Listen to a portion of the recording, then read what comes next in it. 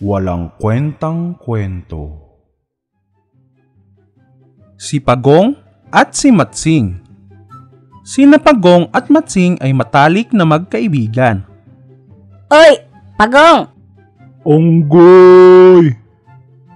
Mabait at matulungin si Pagong.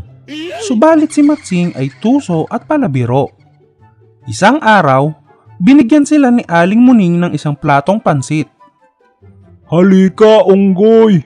Hati tayo sa pansit! Nag-aayang sabi ni Pagong. Naku! Baka panis na yan! Baka napulot lang ni Muning yan sa basurahan. Ang mabuti pa, hayaan mo muna akong kumain yan para sigurado tayo na hindi sasakit ang ating mga tiyan. Sige, Onggoy! Tikman mo na!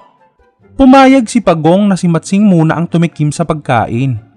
Ang kaso lang, Nyam nyam nyam nyam nyam, ang sarap! hala! Pahingi naman, Onggoy! Nyam nyam nyam nyam nyam. Wag na nga! Baka sumakit lang ang tiyan mo. Hala! Ang damot mo naman! Isang araw, sa kanilang paglilibot sa kagubatan, nakakita si Pagong ng isang puno ng saging. Oy! Onggoy! Tingnan mo yun, oh! Hala! Oo nga! Isang puno ng saging! Mukhang maganda ang pagkatubo ng punong ito. Gusto ko itong itanim sa aking bakuran para pag nagkabunga ay makakain ko ito. O sige, hating magkapatid. Sa'yo ang ibaba, sa akin yung itaas, yung may mga dahon na. Nagpasya ang magkaibigan na paghatian ng puno. Teka, ba't sa'yo yung itaas? Dahil wala na akong panahon para magpatubo nito. Ah, ganun ba? O sige. Kinuha ni Matsing ang parting itaas ng puno dahil iniisip niya na sapagkat maraming dahon na ang bahaging kanyang nakuha ay madali itong mamumunga. Kinuha naman ni Pagong ang naiwang ibabang bahagi na may ugat. Hehehe, ang dali mo talagang utuin, Pagong. Ang bagal mo nang maglakad, ang bagal mo pang mag-isip. Inalagaan ni Pagong ang kanyang halaman. Araw-araw dinidiligan niya ito at nilalagyan ng pataba ang lupa. Ganon din ang ginawa ni Matsing. Subalit, makalipas ang isang linggo, nalanta ang tanim na saging ni Matsing. Hala, yung saging ko! Si Pagong naman ay natuwa nang makita ang umuusbong na dahon sa puno ng saging. Lalo nitong inalagaan ng tanim hanggang sa mamunga ito ng hitik na hitik. Wow! Ang daming saging! Nainggit si Matsing nang makita ang bunga ng saging sa halaman ni Pagong. Ayos! Nagkabunga yung tanim mo. Paano nangyari yun? Samantalang yung sa akin ay nalanta at natuyo. Inalagaan ko kasi ito ng mabuti. Sabi kasi sa akin ni Manong Manok, malaki daw ang tsansa nitong tumubo dahil mayroon daw itong mga ugat. Kainis! Kaya pala nalanta yung aking tanim. Unggoy ka talaga! Mukhang hinog na ang mga bunga nito. Halika, kainin natin. Ang dami at ang sarap. Nagyaya si Matsing na kainin ng saging na tumubo sa puno ni Pagong. Pumayag naman si Pagong. Ngunit hindi makaakyat si Pagong sa puno. Hindi ka makaakyat? Kawawa ka naman. Sige, ako ang bahala sa'yo. Hihihihihi. Talaga ba, Unggoy? Oo, ako na lang ang aakyat para sa'yo. Saluhin mo na lang ang mga ilalaglag ko na saging. Naku, maraming salamat, Unggoy! Pumayag si Pagong sa alok ni Matsing. Subalit, nang makarating na si Matsing sa taas ng puno, kinain niya lahat ang bunga ng puno. Nyam nyam nyam nyam nyam, ang sarap! Oy! Unggoy! Asa na yung pinangako mo? Anong pangako? nek-nek mo. Hala, ang buraot mo naman! Wala itong itinira para kay Pagong. Nanatili siya sa taas ng puno at nakatulog sa sobrang kabusugan.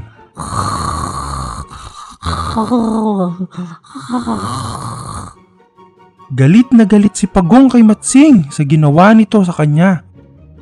Kung kaya habang natutulog ito sa sobrang kabusugan, naglagay ng mga tinik sa ilalim ng puno si Pagong. Matakaw ka, unggoy! Lagi mo na lang akong iniisahan. Ito ang nababagay sa'yo. Hala! Uulan!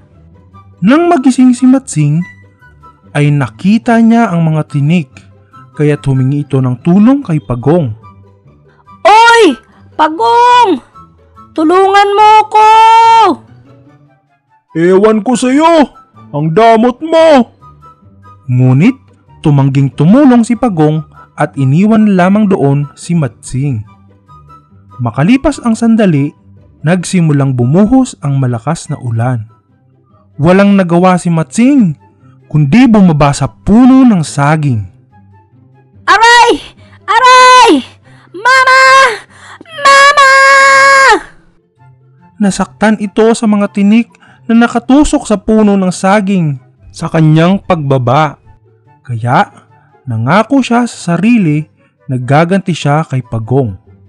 Buwisit kang Pagong ka! Humanda ka sa akin! Kinabukasan, kahit mahapdi pa rin ang mga sugat ni Matsing, ay hinanap niya si Pagong. Nakita niya itong naglalakad sa may kakahuyan. Huli ka, Pagong! Akala mo ha? Unggoy! Pakawalan mo ako! Kinuha ni Matsing si Pagong na takot. Nagtanong si Pagong kung ano ang gagawin nito sa kanya. At sinabi ni Matsing, Tatadtarin kita ng pinong-pino at gagawin kitang kilawin. Nag-isip ng paraan si Pagong para maisahan ang tusong si Matsing. Kaya ang sambit nito kay Matsing, kapag tinadtad mo ako, magagalit ang mga Ninja Turtles. Aatakihin ka nila at papatayin. Ninja Turtles? Hala, mukhang malalakas nga sila. Nag-isip ng malalim si Matsing at naisip nito na pumunta sa dalampasigan. Wala na akong pake kung magagalit sa akin ang Ninja Turtles. Itatapon na lang kita sa dagat. Wag! Unggoy! Parang awa mo na! Hindi ako marunong lumangoy! Hehehe, kung ganon ay malulunod ka talaga. Sige, goodbye! Tuwang-tuwa si Matsing sa pag-aakalang magagantihan niya na si Pagong. Todo lakas niya itong itinapon sa dalampasigan. Woo! Hala! Nagulat ito nang makitang marunong lumangoy si Pagong. Ang bilis-bilis ng pagkilos ni Pagong sa tubig. Kung mabagal ito sa lupa, ay parang ang gaan ng katawan nito sa tubig. Ahahaha!